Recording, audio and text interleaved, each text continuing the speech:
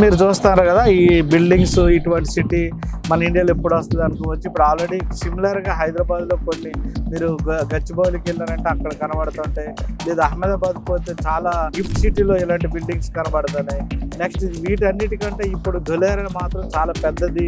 Tesla వాళ్ళు అనుకోండి, next Tata semi conductor అనుకోండి, నెక్స్ట్ పెద్ద పెద్ద మ్యానుఫ్యాక్చరింగ్. అంటే ధులేరా అనేది ఇప్పుడు దుబాయ్ ఎందుకు ఇంత సక్సెస్ అయిందంటే, జనరల్ గా దుబాయ్ లో only Dubai people population calculation వేసుకుంటే 5 లక్షల నుండి 10 లక్షల మంది ఉన్నారు Dubai population. Dubai locals, Dubai వచ్చిన వాళ్ళు ఇండియా వాళ్ళు 1 crore ఉంటారు. వేరే కంట్రీలు మొత్తం ఒక 2-3 కోట్ల మంది ఉంటారు. అందుకోసం డిఫరెంట్ కంట్రీ వాళ్ళు అందరూ ఇక్కడికి రావడము, ఇక్కడ అందరూ ఉండి ఇక్కడ వర్క్ చేసి ఇక్కడ డెవలప్మెంట్ అవుతుంది. సేమ్ అలాంటి ధులేరా ఒక కాన్సెప్ట్ నరేంద్ర మోడీ గారి డ్రీమ్ ప్రాజెక్ట్ లో సేమ్ ఇంటర్నేషనల్ హబ్ చేయబోతుంటారు. దాన్ని ఏంటంటే ఇప్పుడు బిజినెస్ హబ్. ఇప్పుడు ఈ దుబాయ్ ఎక్కడి నుండి వచ్చే ఫ్లైట్లు కూడా దుబాయ్లో ఆగుతాయి. నెక్స్ట్ మొత్తం ఇట్లా ఇది ఒక సెంటర్ పాయింట్. సేమ్ ఇండియాలో ధులేరా అనే సెంటర్ పాయింట్ కూడా గల్ఫ్ దేశాలు కొనుక్కోండి, లేకపోతే సింగపూర్ కొనుక్కోండి, మలేషియా కొనుక్కోండి, చైనా కొనుక్కోండి, వీటన్ని థాయిలాండ్ కొనుక్కోండి. ఈ మొత్తానికి సెంటర్ పాయింట్ మన ఇండియాలో ధులేరా అనేది ఉంటుంది. ఇటు సైడ్ చూసుకుంటే గల్ఫ్ సైడ్ అనుకోండి Qatar, next Kuwait, next London, వీటన్నిటి సెంటర్ పాయింట్ ధులేరా అవుతుంది.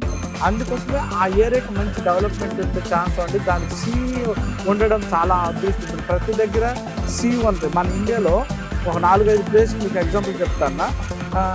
విశాఖపట్నంకి సీ ఉంది, నెక్స్ట్ చెన్నైకి సీ ఉంది, నెక్స్ట్ ముంబైకి సీ ఉంది, నెక్స్ట్ గోవాకి సీ ఉంది.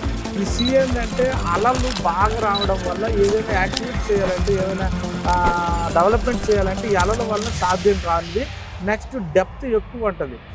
ఆ డెప్త్ ఎక్కువ ఉండడం వల్ల సీలో మనం ఏం వర్క్ చేయలేం. మొన్న మీకు తెలిసి ఉండొచ్చు, 1 year బిఫోర్ ఫ్లోటింగ్ బ్రిడ్జ్ విశాఖపట్నంలో కట్టినారు. ఆ ఫ్లోటింగ్ బ్రిడ్జ్ వచ్చేసి వితిన్ 2 daysలో పోయింది. ఎందుకంటే అలల ప్రాబ్లం. ఇక్కడ మేము సముద్రం మధ్యలో ఉన్నాం, ఇక్కడ కొంచెం కూడా కదిలినట్లు ఇప్పుడు రన్నింగ్లో వెళ్తున్నాం మనము. ఇక్కడ ఎందుకంటే అలల ఎఫెక్ట్ ఉండదు ఈ దుబాయ్కి.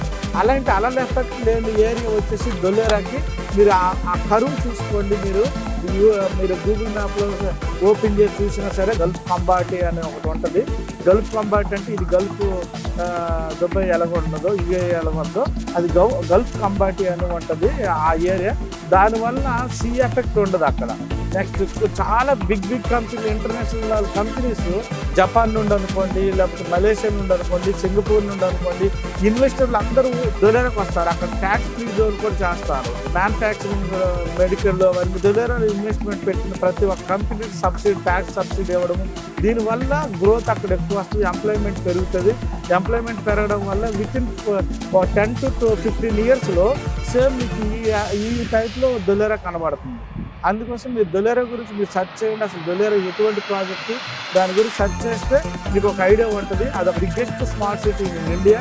దాని గురించి మీరు ఆలోచించండి ఎలా డీల్ చేయాలనేది.